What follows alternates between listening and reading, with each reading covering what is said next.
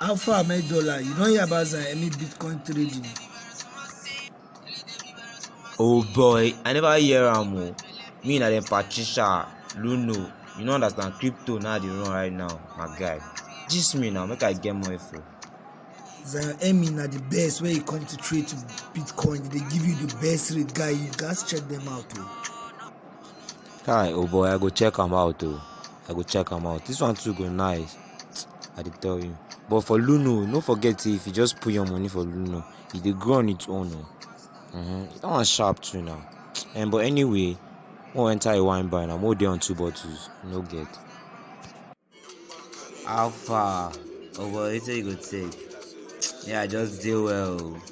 You know say for this Abacha road dey like this, so many things dey go down. Wetin you think, my guy? Na just wahala for people wey no dey cash out, people wey no dey choose Emmy Bitcoin, and people wey no do road. Na person wey no road dey survive this Naija. This Abacha road guy, if you no get money, your wahala go be like bicycle. Na real matter, my guy. I no doubt you. You dey solve. Oh boy, nothing on the table since o. Oshare, waiter, come close. Wetin una get for there? Get the boys high now. So.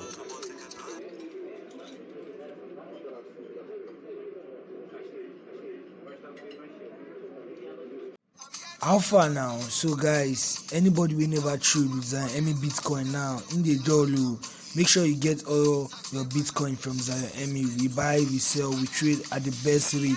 Make sure you tell a friend to also tell a friend, okay?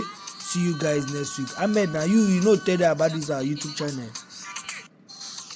And the channel now, as you go like this, you just click to that subscribe button where you see for that place, and you get notified anytime I post any video right here on the channel. Because videos will drop back to back. Trades on Emmy Bitcoin, quick, cash out, get money, use cash app as an update.